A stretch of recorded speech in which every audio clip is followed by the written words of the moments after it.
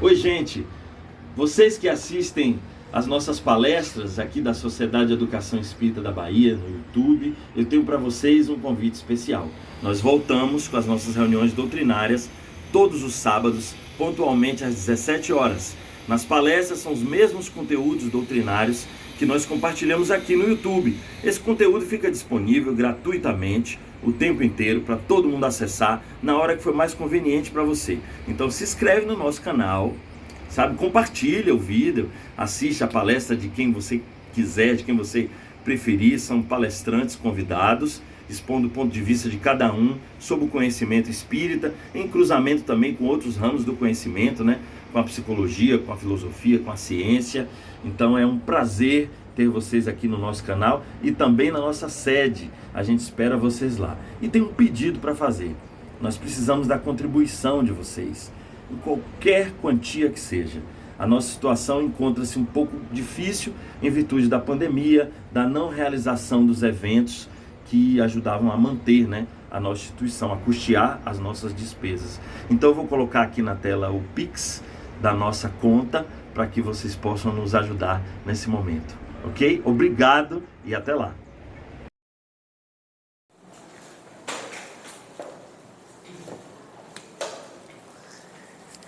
Olá, boa tarde a todos. Jesus nos abençoe. É sempre uma alegria estar aqui nessa casa, em especial nesse sábado, onde nós estamos juntos, escolhemos estar aqui, né, para falarmos sobre uma obra muito, mas muito especial. A segunda obra lançada por Allan Kardec, né, Livro dos Médiuns, e que é uma obra que, na minha visão, né, eu particularmente acho que nessa obra o que mais se fala é sobre vida, né? Mais se fala sobre vida. Claro que é um tratado sobre mediunidade, é um estudo muito aprofundado sobre o médium e suas possibilidades, as faculdades, né, as suas variações, as suas especializações, as suas aplicações, a estruturação de grupos, né, como formá-los, como estruturá-los, como pensar mediunicamente. Mas isto tudo nada mais é do que vida, porquanto aí está exatamente nessa obra aquilo onde Jesus se deteve um pouco, né? Jesus trouxe muito sobre o aspecto moral. A sua doutrina, a essência é moral aí no sentido das tradições mesmo religiosas, né? Não a moral sociológica, não a moral jurídica, né? Mas a moral no sentido da relação da criatura com o Criador, nesse aspecto. Então, o máximo que Jesus foi é quando ele narra a parábola do mal rico, que nós não vamos narrar porque demandaria muito tempo, né? Mas é o máximo que ele foi, devassando um pouco ou nos conduzindo um pouco ao invisível ou mundo espiritual, né? Então, ao Espiritismo coube essa tarefa de efetivamente devassar esse invisível, e aí Kardec, com os espíritos, vai apresentar todo um conhecimento de uma forma ordenada, né? Algo ordenado, trazendo mesmo a base, a razão. Um instrumental mediúnico surge, né? Os médiuns reencarnam naquele período ali de meados do século XIX para poderem desenvolver as suas atividades, todos já mais ou menos sabendo o que deveriam fazer quando a solicitação chegasse, e realizaram cada um o seu trabalho e do modo que puderam realizar, né? Então esta obra é uma obra que, o Livro dos Médiuns, de uma obra de coordenação, explicação, mas de coordenação, que traz a vida, né, a vida espiritual, a interação do mundo espiritual com o mundo material na sua concretude, porque a mediunidade é a faculdade, né, que de Kardec se serviu, os pesquisadores pós-Kardec também se serviram para fazer essa incursão no mundo espiritual e fazer de algum modo uma espécie de pormenorização da lei, que é o que nos interessa, né? A lei é o que liga, né? Lei de ligare, aquilo que liga. Então, o que nos interessa cada vez mais é realizar esse processo de entendimento e de decodificação da lei, porque a lei é a expressão da vontade de Deus. Queremos conhecer Deus? Sim, conheça a lei. Tanto que no Livro dos Espíritos, na parte 3ª, Kardec vai dedicar toda ao quê? Leis morais da vida. Leis morais da vida. Parte 1ª, as causas primárias, tal. Lei 2ª, toda aquela dinâmica do mundo espiritual, ocupação, missão dos espíritos, etc., reencarnação, desencarnação. 3ª parte, leis morais da vida. Olha como tudo certinho em Kardec, né? O pensamento. E a 4ª parte, ele vai trazer esperanças e consolações. E aí falando dos desdobramentos no mundo espiritual. Não é? Sofrimentos para uns, benesses para outros. Não benesses por privilégios ou gratuidades, não. Mas fruto daquilo que foram os investimentos daqueles que buscaram conhecer a vontade de Deus e efetivamente, dentro das suas possibilidades, aplicaram isto. Né?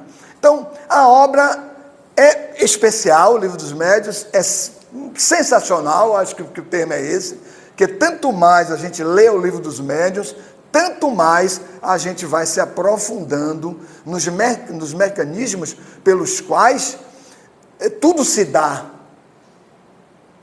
Tudo se dá. Então, o Espiritismo ele vai apresentar esses mecanismos para nós compreendermos como as coisas acontecem e a nossa razão, qualificar a nossa fé.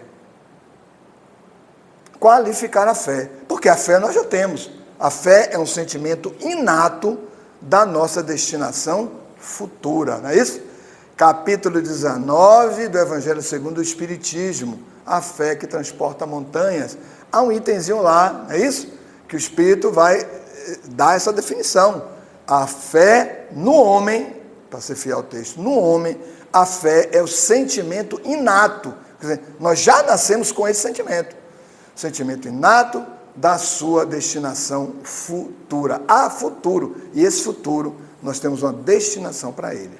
Então, a razão qualifica essa fé, daí dizer-se fé raciocinada. Eu trouxe aqui algumas lâminas, vou tentar ver se a gente chega nessas lâminas todas, eu não sei, né? Vamos ver se a gente consegue.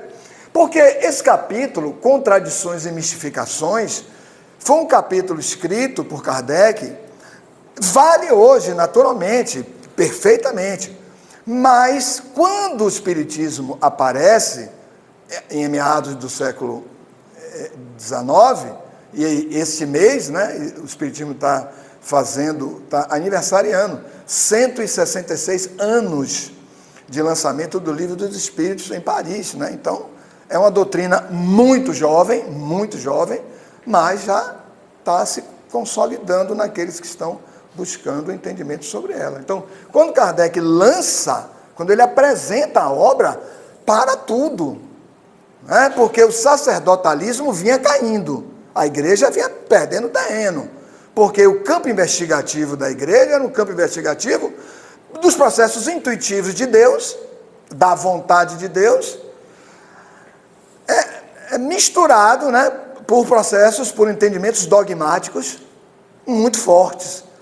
Com o aparecimento e o desenvolvimento das ciências, e, vamos dizer assim, o aprimoramento dos processos filosóficos, a religião entrou em baixa, porque processos intuitivos. Né? Então, com essa queda, né, ali a morte, ali pelo século XV, os princípios religiosos começaram a sofrer impactos muito grandes, com o Renascimento, enciclopedismo, iluminismo, né? Todos os processos científicos, positivismo, bem na época de Kardec. Então, o choque era muito grande.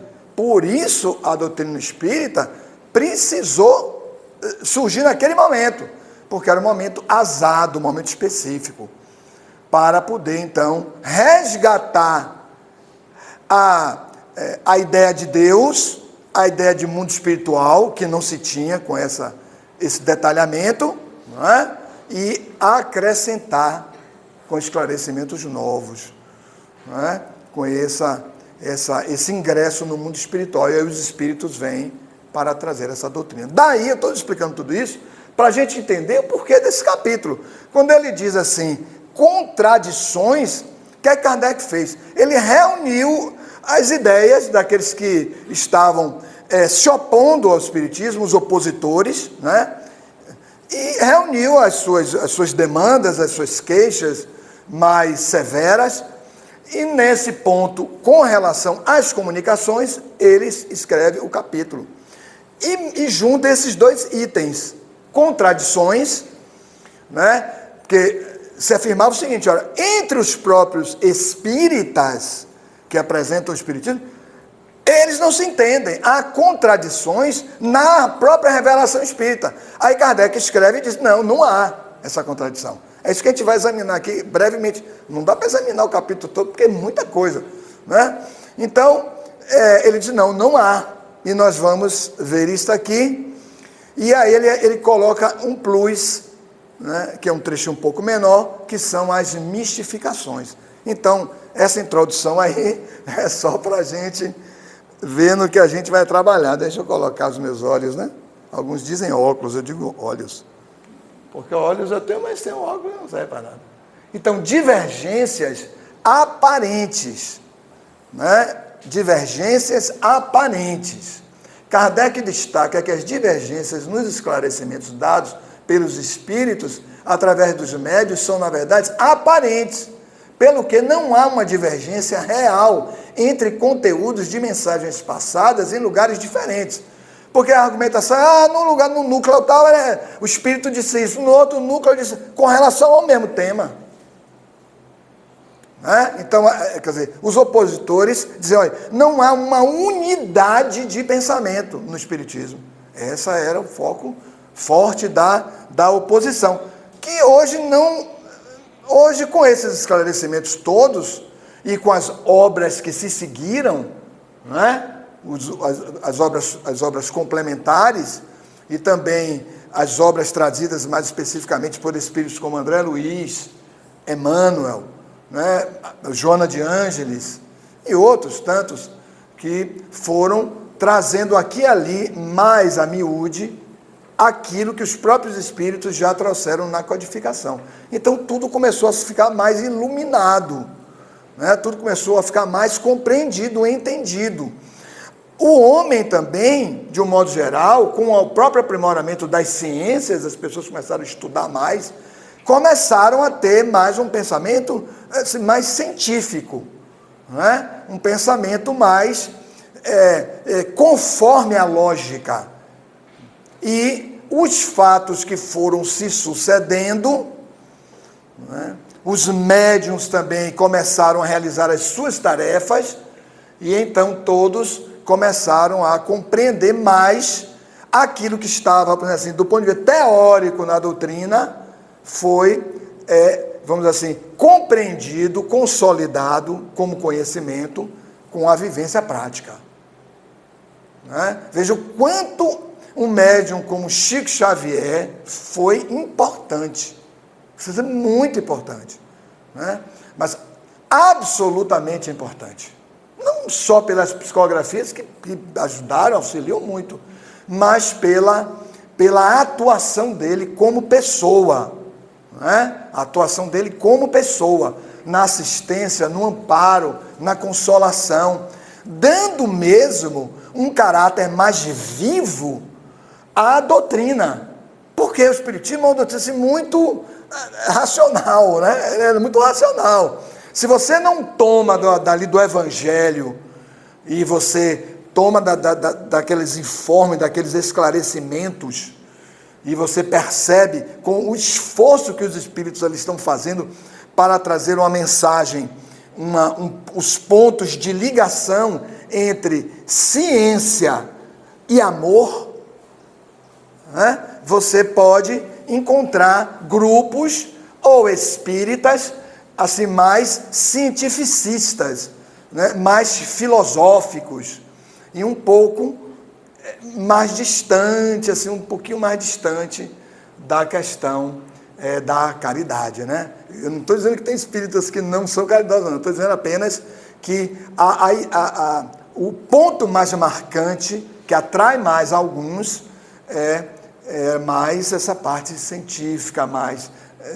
da pesquisa, né? Se você consegue fazer isso, mas realizando a conciliação, né, com o amor, com a caridade, você ingressa num campo de uma completude maior. Não é isso? Isso é algo tão significativo que Allan Kardec, ele desencarna a 31 de março de 1869, em 1º de novembro de 1868, ou seja, mais ou menos ali uns 4 meses antes, ele faz o último discurso dele, a última palestra, o último discurso dele, na Sociedade Parisiense de Estudos Espíritas, e que é um discurso muito, muito interessante, viu? Porque em um determinado trecho, quando você lê o discurso todo, relê e lê de novo, você vai perceber que há um dado momento que ele prioriza, ele destaca muito a questão da caridade. Muito mesmo, muito mesmo. Tem uma partezinha que ele diz assim, é até emocionante isso, né? Ele diz assim, a caridade é a alma do espiritismo. Porque há trechos de obra de Kardec, um pouco mais atrás, muito assim, ligada mais a pesquisa, a experimentação, que não é errado, é perfeito, é correto, porque o espiritismo é ciência, né? Mas eu acho que Kardec ficou assim, eu vou trazer um pouquinho mais essa coisa da caridade, porque é o coração vivo, né? É o coração bem orientado, né? por tudo que se trouxe de esclarecimentos, da revelação mesmo trazida pelos Espíritos, mas que precisa chegar ao sentimento, para que o sentimento, bem orientado, as forças possam ser bem conduzidas, e não ficarem muitas vezes, se faz, se realiza, mas às vezes um pouco perdido, né? Um pouco, energias um pouco desperdiçadas, ou mal aplicadas, ou tempo mal aplicado. E aí há um perdimento de algum recurso, e não se pode perder nenhum recurso, por isso a gente pode, pensando em perfeição, né? Nós estamos em aperfeiçoamento, o nosso nível é aperfeiçoamento, mas há aperfeiçoamentos para se chegar à perfeição, que na linguagem psicológica, né, nós vamos chamar assim de plenitude das forças, né? Todas as forças bem direcionadas e todas aplicadas na sua intensidade, na sua plenitude delas, né? Para sermos vívidos com todas as nossas potencialidades, né? Então, vamos lá, passadas em lugares diferentes. Aí eu fiz uma espécie de síntese do capítulo, né? Para dizer que não há uma divergência, e Kardec se esforça bastante nisso, e ele era detalhista, e a nossa sorte é essa, né? Que ele é detalhista, e esses espíritos assim, detalhistas, eles conseguem reunir aquilo que destacar e dar utilidade àquilo que ninguém via. Porque fica uma espécie de hiato naquele ponto, né? Mas como é que se chega a isso? Mas eles conseguem resgatar aquilo que é exatamente o que falta, né? O que falta. Pensar em evoluir é pensar assim, o que falta? O que falta? O que falta? É sempre o que falta, né? Para chegar à perfeição, porque nós vivemos a imperfeição. Mas o que é a imperfeição? A perfeição que ainda não se realizou, mas vai se realizar. A imperfeição é a perfeição que não se realizou ainda, mas vai realizar, porque os potenciais, os recursos estão em nós, né? Jesus fala até isso. Orai e vigiai, para que não entreis em tentação. Ficarmos lá atrás, né? A tentação é o antigo em nós. Que não entreis em tentação, Porque o espírito está pronto, ou seja, tem todos os recursos, o espírito está pronto, mas a carne é fraca. Porque a carne não tem essa finalidade de desenvolver a potencialidade. Mas é o espírito atuando, né, decidindo por fazer, que vai realizar esses recursos. Né? Então vamos lá. Algumas vezes são o resultado das imperfeições, viu gente? Desculpe, houve um erro do digitador aqui, viu? O digitador foi o mesmo. Algumas vezes são o resultado das imperfeições morais do médium, viu? Morais do médium. Então, não é que o espírito deu num grupo uma comunicação, um esclarecimento, em outro e em outro, que elas, mas elas não foi a mesma explicação. Por questões morais do próprio médium, dificuldades do próprio médium. Né? O médium tem dificuldades, tem até preconceitos, né? Travam a comunicação, fragmentam, né? Há uma comunicação fragmentária na escrita, na psicografia, na psicofonia ou na vidência, enfim, há uma fragmentação por dificuldades do próprio instrumento. A dificuldade não está no espírito que está se comunicando, a dificuldade está no médium. É que de algum modo, aquilo ele não diz, aquilo ele não fala, aquilo ele não, sabe? Porque ele tem dificuldades em torno daquilo. Daí, aparentes divergências, né? Segundo caso, outras vezes, a ausência de vocábulo na linguagem humana para designar o que ocorre na fenomenologia espiritual. Então, o espírito quer comunicar algo, mas eu vou dizer o quê? Como é que eu vou dizer isso aqui?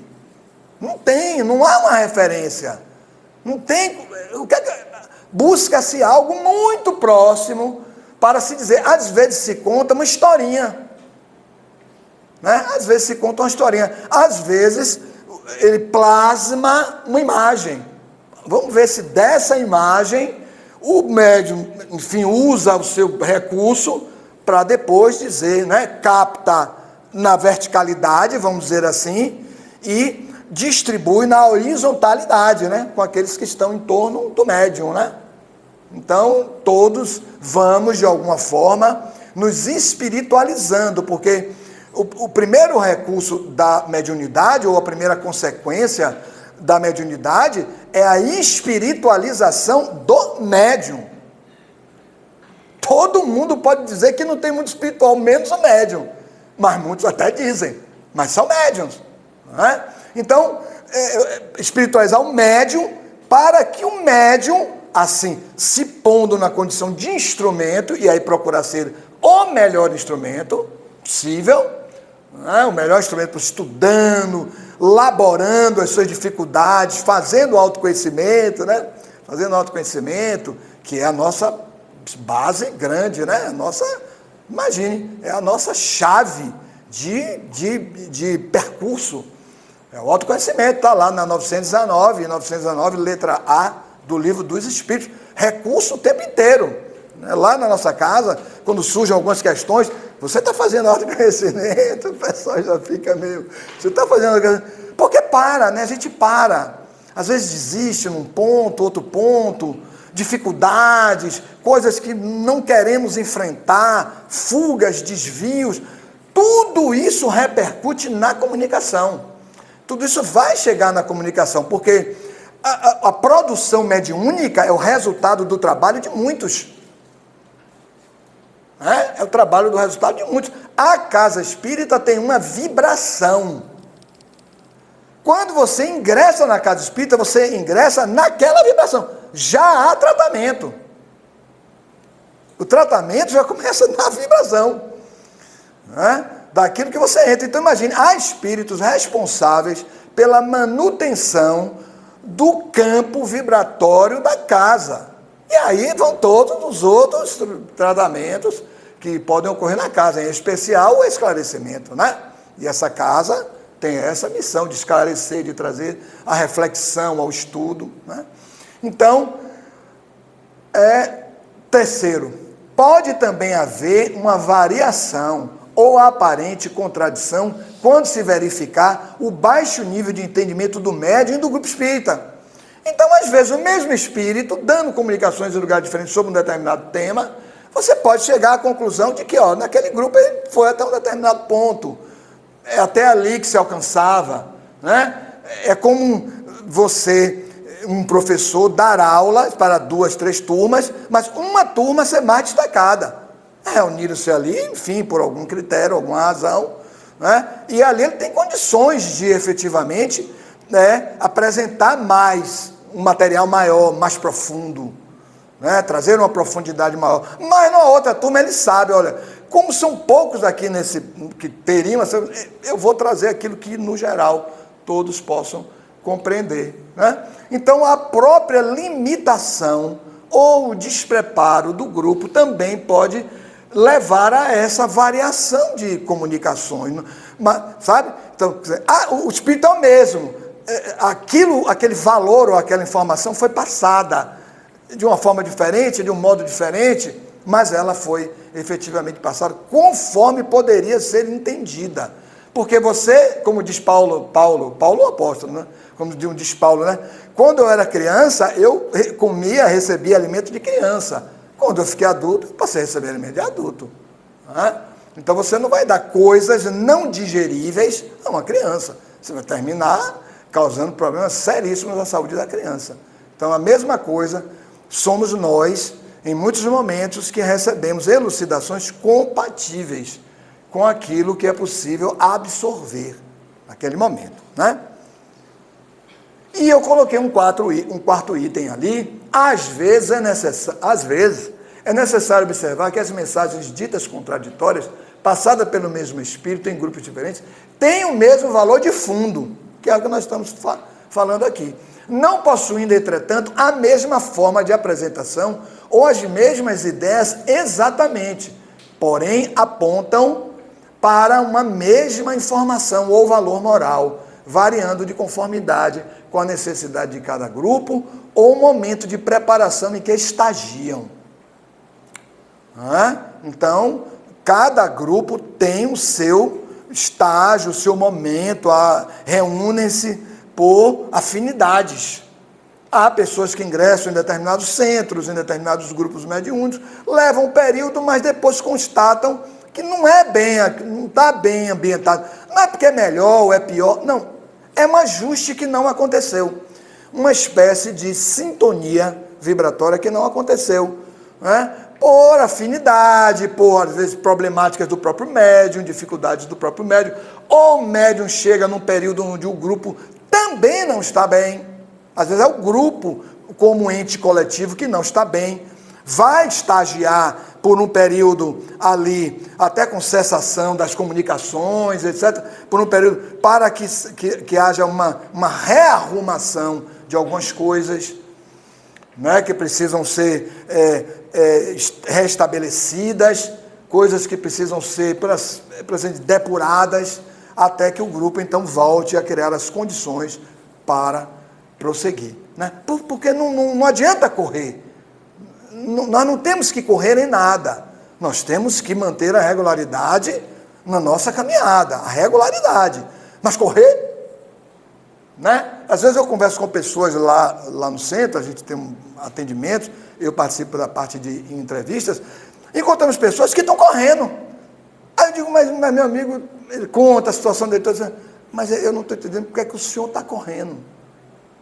Até para ele contar a situação dele, ele conta rápido. Eu digo, o senhor não precisa, quando eu não... Fale devagar. Vamos voltar um pouquinho, que eu acho que o senhor esqueceu alguma coisa. Eu não falei disso. Eu digo, tá vendo? O senhor está correndo. Não precisa correr. Fale com naturalidade, porque o senhor precisa repisar, ou seja, passar, voltar, para o senhor mesmo verbalizar aquilo que se torna o seu incômodo, aquilo que se torna a sua dificuldade. É como se o senhor dissesse ao senhor mesmo qual é a sua dificuldade, que talvez o senhor não esteja detectando essa dificuldade só pelo campo mental, no senhor mesmo.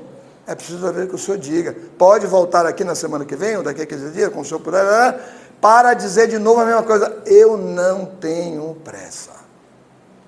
Eu não estou correndo, ainda brinco, eu não estou correndo, eu estou aqui, não se preocupe com isso. Não estou correndo. E aí as pessoas vão, né, reduzindo aí, sabe demais disso, né? Vão reduzindo a sua correria e vão caindo em si daquilo que estavam fugindo, né? Então, necessário, pois, distinguir os 3 tipos de espíritas. Os que apreciam o fenômeno mediúnico apenas, muito próprio até daquela época lá do início, né?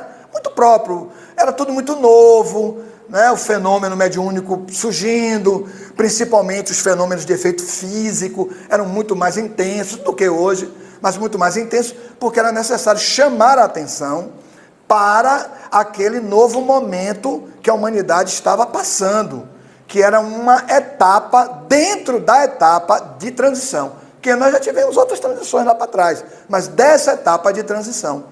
Então a fenomenologia era muito importante, que o próprio Kardec foi atraído pelo fenômeno, né? Senão ele não ia lá, porque ele, a priori, ele negou, não é possível. Não existe, não é possível. Mas depois ele foi e viu que realmente era, né? E aí, aquele ser brilhante, como era o Kardec, né? Ele consegue, então, fazer o processo de reunir tudo aquilo, guiado pelos espíritos, naturalmente, em especial pelo Espírito de Verdade, guiado, ele consegue estruturar essa obra belíssima num tempo muito curto, né? Num tempo muito curto. Que ele começa um pouquinho antes de 57 e em 69 ele já estava desencarnando. Então é muito pouco tempo. Para o que ele produziu, é muito pouco tempo, né? Então, essa é uma categoria de espíritas.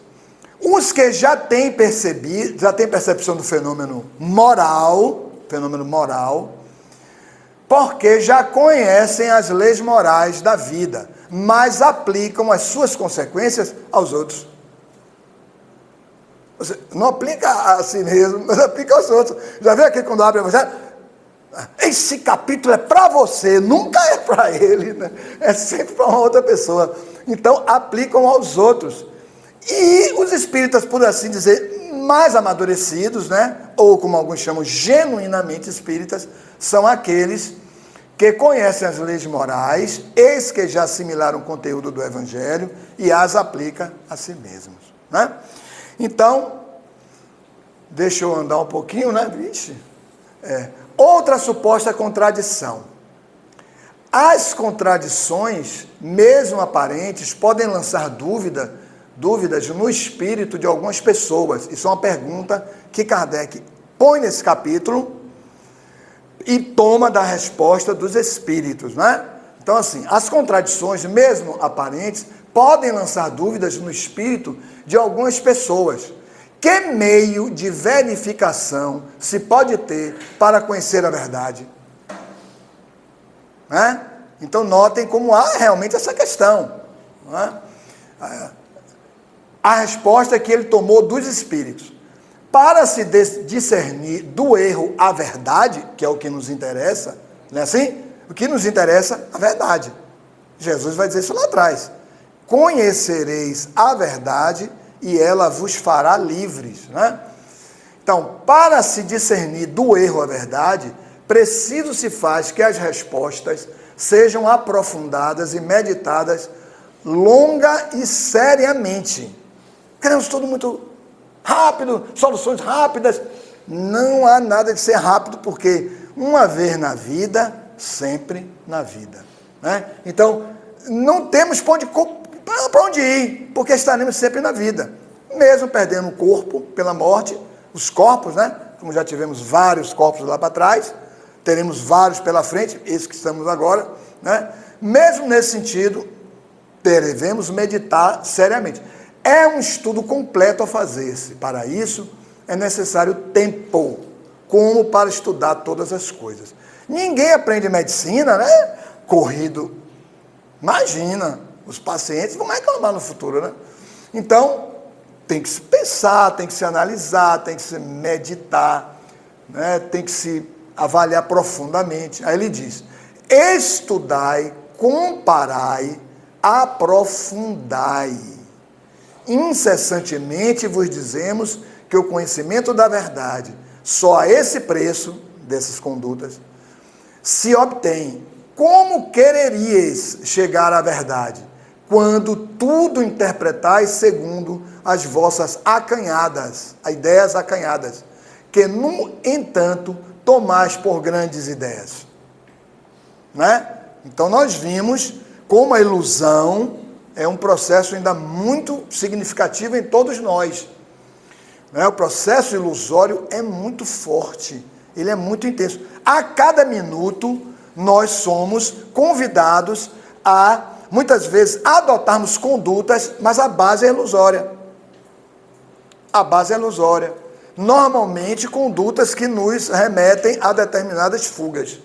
Mas como não poderemos viver em fuga o tempo inteiro, a lei faz o quê? Atrai você, isso é vibratório mesmo, isso é puxado para a situação. Você é puxado para a situação.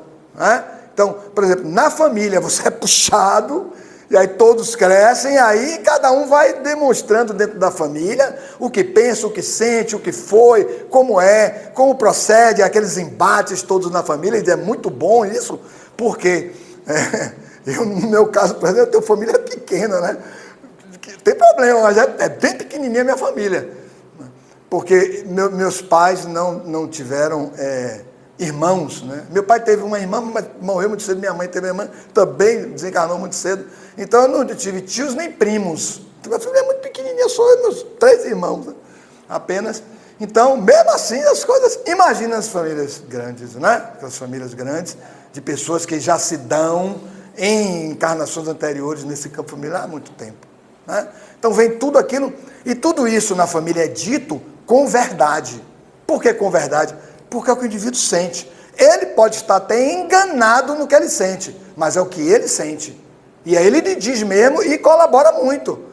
Porque quem tem, um amigo às vezes não diz, mas é a pessoa que vai dizer a você aquilo que você é e que você às vezes não acredita que seja. Mas você é, né? Você é um ditador e tal, essas coisas todas, né? Então é isso aí. Ele diz aqui, longe, porém, não está o dia em que o ensino dos espíritos será por toda parte uniforme. Isso é importante. Assim nas minúcias como nos pontos principais. A missão deles é destruir o erro, mas isso não se pode efetuar senão gradativamente. Né? Quem quiser ler isso, pode ler no Livro dos Espíritos, ali a questão 798, 799, né? 780, por ali. Tem muito a ver, os Espíritos vão trazer de um modo muito didático a missão do Espiritismo e como o Espiritismo vai ingressando no campo dos conhecimentos, né, e vai ocupando o campo de conhecimentos humanos. O que era o Espiritismo há 166 anos, quando foi lançado? O que é o Espiritismo hoje? Está se dilatando. Por que está se dilatando? Porque não há, nesse momento de afunilamento moral, porque o que é a tradição? Um afunilamento moral. Você está sendo empurrado para determinadas situações que não há como se evadir delas, com pessoas, com quadros sociais, com a projeção dos nossos conflitos internos para fora. Nós temos o quê? Um quadro de problemática mental nunca existente na sociedade. Né? Hoje, dificilmente alguém não tem uma dificuldade no campo mental. É muito difícil.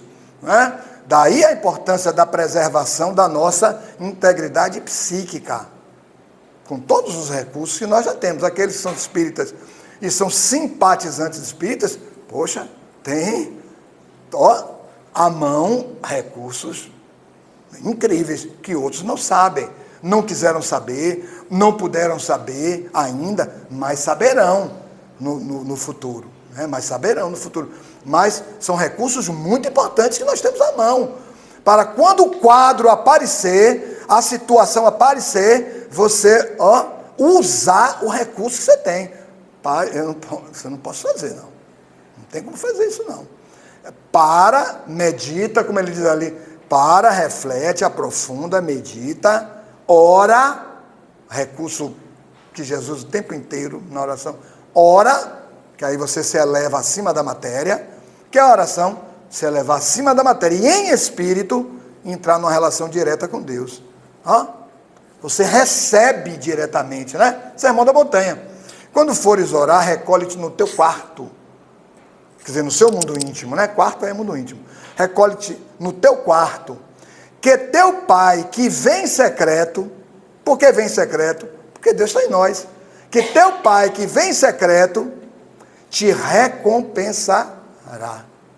Significa dizer, te dará acréscimos morais dele, Deus, recursos dele, Deus, porque você está pedindo. Mas recolher-se em secreto significa o quê? Recolher-se no campo das nossas intenções. Não é só se trancar no quarto, botar a Bíblia debaixo, não, isso não. É recolher-se no campo das intenções, verdadeiramente. Porque só há recompensa. O que é a recompensa? É a dação daquilo que o indivíduo necessita por um esforço que ele fez. Tipo uma paga, né? É um esforço que ele fez. Então é uma recompensa. Quer dizer, um acréscimo que nós recebemos. E aí saímos da oração mais renovados, porque fomos acrescentados em Deus. Uma fração de Deus que não conhecíamos, na oração sincera, passamos a conhecer. Olha como estamos renovados. E aí passamos até a dizer coisas boas às pessoas.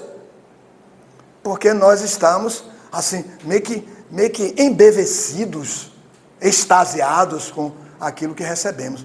Mas isso nas orações, as orações verdadeiras, sinceras. A oração de entrega, né? Onde você se entrega. Naquela oração que eu peço, eu não queria. Você sabe, meu Deus, eu queria esse carrinho novo. Não é nada errado, né? Às vezes até ganha um carrinho novo mesmo, né? Pô, não é que Deus existe? É verdade. Outro dia eu fazia uma palestra sobre preces, né? Me pediram uma casa espírita. Não, os caras queria que você dissecasse. Tá bom. Aí eu falava isso mesmo. Às vezes você ora. As curas não acontecem assim, né? Nas orações. Mas é corporal. É corporal, é físico. Né? Então é isso. Show aí, né? Uma suposta contradição destacada por Kardec. Com que fim, mais uma pergunta, né? Com que fim espíritos sérios, junto de certas pessoas, parecem aceitar ideias e preconceitos que combatem junto de outros? É verdade. É verdade. E Kardec vai explicar, porque isso é uma aparente contradição. Você parece que os espíritos estão reforçando aquela ideia sua, mas aquela ideia sua é errada. Mas o que é que ele vai explicar aqui nessa resposta? Ele vai dizer o seguinte, os espíritos vão dizer o seguinte, não, nós precisamos trabalhar o indivíduo dentro da própria ideia dele, ainda que a ideia é falsa, para ir afunilando dentro do próprio sistema que ele criou. O sistema dele não resolve o problema dele. Entenderam a questão? Por isso que os opositores do espiritismo lançaram isso. E Kardec, falando das contradições, ele escreve esse capítulo, ele disse, não. Aí Kardec disse, não, vamos aos espíritos. Aí os espíritos dizem isso, é o que eles dizem. Cumpre nos façamos compreensíveis. Quer dizer, eles precisam ser entendidos. Se alguém tem uma convicção bem firmada sobre uma doutrina, ainda que falsa, necessário lhe tiremos essa convicção, mas pouco a pouco. Por isso é que muitas vezes nos servimos de seus termos e aparentamos abundar nas suas ideias, entrar em profundidade nas suas ideias. É para que não fique de súbito ofuscado. Então, muitas vezes, nós mesmos adotamos determinadas... O que é o espiritismo? Aí nós vamos falar de coisas espíritas, etc. Outro dia, na instituição, uma pessoa da comunidade chegava, seu Oscar, tudo bem? Tudo bom? Como vai? Olha, sentou-se, a moça sentou-se assim, queria que o senhor me dissesse o que é o Espiritismo. Aí eu disse assim, poxa, o que é que eu vou dizer a ela que é o Espiritismo? Né? Ela lia pouco, lia... Aí eu comecei a falar de coisas assim, ela olhava assim e dizia, isso é o Espiritismo. Eu não podia abordar questões filosóficas profundas. Aí eu comecei a traduzir. Aí começou a horário da doutrinária, e um expositor falando, disse, sente aí, volte depois e nós vamos continuar, porque o Espiritismo é muito mais do que isso que eu estou começando a te dizer. Aí ela começou a frequentar o grupo, com o tempo ele começou a... Hoje alguém que já tem uma condição bem melhor de, né, entrar em aspectos filosóficos, já é trabalhadora da casa e tudo. Quer dizer, eu estou trazendo esse exemplo assim, porque é um pouco isso que ele está falando, né? Então ele diz, é para que não fique de súbito ofuscado e não deixe de se instruir conosco, porque isso é importante, né? Quer dizer, se você fecha uma porta inteira, porque você ficou obnubilado, quer dizer, poxa, tudo isso é muita... Eu não vou entender isso, eu não quero mais saber disso, eu não vou entender. Você estabelece uma fuga. Então ele diz, não, vamos trabalhar dentro do sistema dele, e dentro do sistema dele, ele vai começar a concluir que aquele sistema, ele não é válido. Aquele sistema conduziu ele e o grupo até um determinado ponto, até ali. Dali para frente, é necessário avançar, mas é necessário avançar fazendo algumas modificações no entendimento. Aliás, não é de bom aviso atacar bruscamente os preconceitos. Esse é o melhor meio de não se ser ouvido. Olha bem, por essa razão é que os espíritos muitas vezes falam no sentido da opinião dos que os ouvem. É para os trazer pouco a pouco a verdade. Apropriam sua linguagem às pessoas, como tu mesmo farás, se fores um orador mais ou menos hábil. Daí o não falarem a um chinês ou a um muçulmano, como falarão a um francês ou a um cristão. É que tem a certeza de que seriam repelidos. Né? Aí eu coloquei aqui esse trechinho. Instruir os sistemáticos é tarefa difícil. Porque quem são os sistemáticos? Aqueles que criaram uma estrutura de pensamento, né, deles ou de um grupo, e seguem com aquilo ali. Então é um sistema. O indivíduo vive um sistema. Você romper esse sistema, não vá de vez que você não vai romper. Ele vai se afastar. E aí vai interditar a possibilidade de auxílio que você pode dar. É como temos em nossa casa. Às vezes o esposo, às vezes a esposa, às vezes o filho, né? O amigo, o pai ou a mãe, que não aceita o espiritismo, não quer, não tem problema. Vá ao longo do tempo ministrando os recursos possíveis, e o mais especial deles, de todos, qual é? A conduta. A conduta é imbatível, não é uma doutrina. A conduta é algo realizável, é a concretude daquilo que você está fazendo, que o indivíduo vê, é aquilo que ele vê, né? Então, se você, em conduta, se torna mais amoroso, mais compreensivo, né? Mais caritativo, então aquilo vai dizer ao indivíduo, aqueles que se opõem a você por antipatia pessoal, ou por um pensamento sistemático, não é nem que ele não goste de você, mas você não pertence ao sistema dele, somente isso, apenas isso. Então, você abre essa porta de relação, até porque o espiritismo não visa proselitismo, né? Então você vai realizando o seu trabalho. Gente, eu vou dar um salto, eu acho que está bem explicado isso aqui, eu vou pular um pouquinho a conclusão. Ó. Vamos ler a conclusão? Vamos ler a conclusão, é rápido a conclusão, é porque o capítulo todo é um pouquinho extenso. Nota a síntese. Das causas seguintes podemos derivar as contradições que se notam nas comunicações espíritas. 1. Da ignorância de certos espíritos. Muitos espíritos realmente ignoram determinados temas sobre os quais eles falam, né? Mas é até onde ele alcança. Outros vão dizer outras coisas mais acentuadas. Você vai encontrar um princípio de verdade naquele que foi dito pelos que ignoram mais, alguma coisa que ele ignora, mas os outros mais elevados trarão, por assim dizer, aquelas pontes, né, que faltavam no ensino do outro. E então você vai percebendo que é quase que uma complementação, um aprimoramento daquilo que foi ensinado. Mas o defeito não está no Espiritismo, está no Espírito que falava sobre algo que ele não conhecia.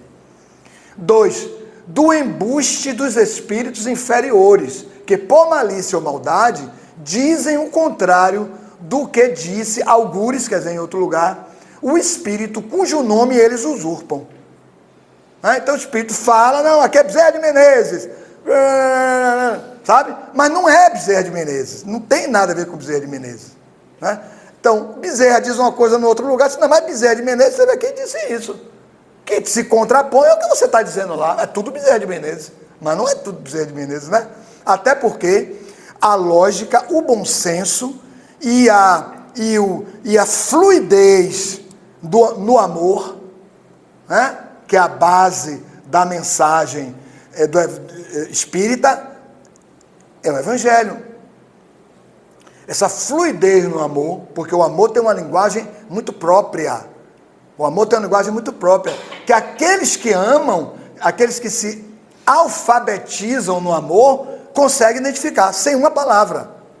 Sem uma palavra. Francisco de Assis dizia isso, né? Vá e pregue o Evangelho em toda parte. Se necessário, use palavras.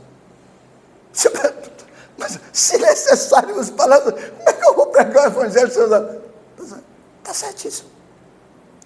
Porque há uma fluidez desse sentimento, porque é uma linguagem. O amor é uma linguagem muito própria daqueles que amam e que conseguem, se alfabetizando no amor, começar a formar palavras, frases, orações, obras Mas existem os analfabetos do amor, aqueles que ainda têm o coração endurecido na linguagem de Jesus, né?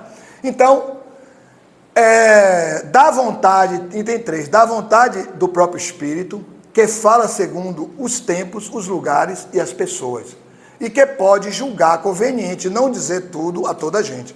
Vimos isso aqui, essas variações, naquela síntese, né? Da insuficiência da linguagem humana para exprimir as coisas do mundo incorpóreo, do mundo espiritual, vimos esse ponto aqui. Da insuficiência dos meios de comunicação, que nem sempre permitem ao espírito expressar todo o seu pensamento. Defeitos do médium, né? Defeitos. Alguns defeitos já físicos, porque determinadas viciações debilitam o equipamento mediúnico, que é muito sensível, né? Muito sensível, uma interação muito, muito grande com o sistema nervoso, muito grande. Então, determinados excessos, abusos corporais mesmo, e até do pensamento, podem estabelecer determinadas patologias nesse sistema, e aí isso complicar as comunicações, né? Enfim, da interpretação que cada um, médium, pode dar a uma palavra ou a uma explicação, segundo suas ideias, seus preconceitos, ou o ponto de vista de onde considere o assunto. Só o estudo, a observação, a experiência e a isenção de todo sentimento de amor próprio, eu botei, isso aqui não é do texto não, isso é meu, paixões e preconceitos, podem ensinar a distinguir estes diversos matizes. Então, autoconhecimento, né? Autoconhecimento. Investir, porque assim, a mediunidade, o exercício da mediunidade reclama um investimento do médium em si mesmo. Médium educado. Quem é um médium educado? Antes de qualquer coisa, é a pessoa educada. A pessoa mesmo educada. Né? Educada em pensamentos, educada em sentimentos, educada em ações. Né? E aí ele vai para a vida, para o trabalho, para a família e para o exercício da mediunidade. Porque ali o espírito vai encontrar o quê? Os recursos necessários para ele trabalhar. Então, uma influenciação mínima, nós vamos ver aqui agora, já vou entrar nas mistificações, né? Eu vou passar uns 5 minutinhos, pode? Pode? Vamos lá, viu? Não quero violar a regra de vocês. Então, aí ele agrega inteligentemente tudo isso com as mistificações. Kardec, tanto que o capítulo é das contradições e mistificações. Mistificar significa, segundo o dicionário, abusar da credulidade. Ou seja, algo que não é real, mas é apresentado como real. Em mediunidade, o termo se refere a toda e qualquer ação que promova adulteração na comunicação espiritual, disfarce ou ocultação de intenções. O livro, que eu tirei esse texto, estudando o livro dos médiuns, do projeto Manuel Filomeno de Miranda, página 193. O projeto é da Mansão do Caminho, né? Um grupo que já tem mais de 20 anos, que eles vêm fazendo estudos sobre mediunidade, né? Estudando o livro dos médiuns, sobre obsessões. Muito legal o projeto, né? A mistificação pode ser provocada pelo espírito comunicante sem o conhecimento do médium, que é a pessoa sincera e não toma parte na farsa. Para o médium, aquilo que está sendo transmitido é real, mas o comunicante é um farsante. Ele está trazendo algo que não é real, ele está mistificando. Pode ocorrer também que o médium realize mistificação, quando, apesar de ser portador da mediunidade, ele é médium. Nós não estamos falando aqui, amigos, dos não médiums, que é charlatanismo, é outra história lá atrás. Nós estamos falando daqueles que são médiums, né? Então, apesar de ser portador da mediunidade, o espírito comunicante não se comunica, não se comunique. Então, o médium, por vaidade ou por atender alguns interesses, simula a comunicação. Entendeu? Ele simula, né? Então, obviamente, é uma mistificação praticada pelo médium, não pelo espírito, certo? Mistificações aparentes. Há, no entanto, algumas hipóteses em que, apesar do indivíduo ser portador de mediunidade, a comunicação não é genuinamente mediúnica, aparentando uma mistificação. Note, não é uma mistificação, tá certo? Não é uma comunicação, mas também não é uma mistificação. Não sei se estou deixando claro isso. E tem um animismo, que envolve um transe anímico, de modo que são liberados conteúdos do inconsciente do médium. Ou seja, é o próprio espírito do médium. Veja, caiu não. Não é um espírito que está usando a faculdade mediúnica, né? O espírito promove o transe mediúnico, usa do recurso e traz a sua comunicação. Pronto. Não é isso. É o próprio espírito do médium, que todos somos espíritos, com os nossos recursos de inconsciente, né? Que verte conteúdo do seu inconsciente. Como ele está num transe, você não pode dizer que é uma fraude, que é uma mistificação, né? Naquele momento, houve uma cessação da faculdade, porque não houve ativação dela por nenhum espírito, não há comunicação, mas ele fez o transe. É muito comum isso em salas mediúnicas, porque o indivíduo se entrega ali naquele grupo que ele tem confiança, um grupo de amigos, de pessoas sérias, ele vive o conflito, ele internamente vive o conflito, e naquele momento ele faz o transe anímico. Anímico vem de alma, né? De ânima, anímico, e então ele manifesta esse conteúdo, tá certo? Em breves palavras isso, né?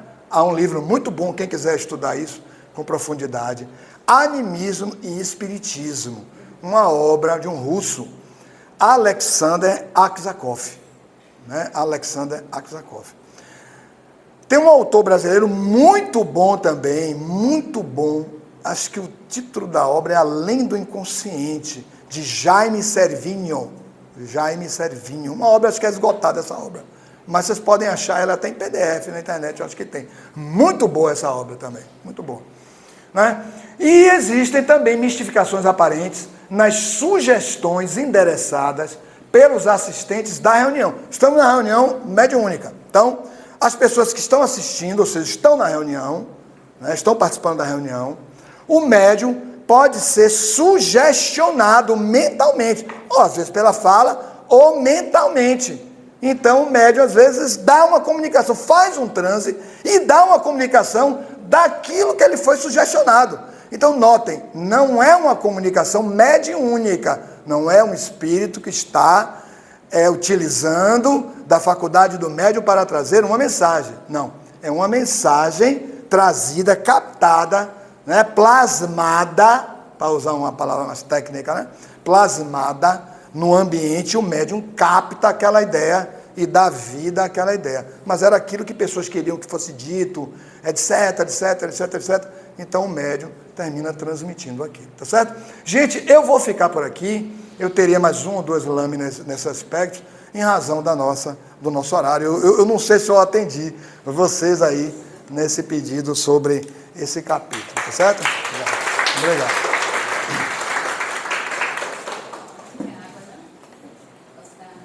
Vou tomar.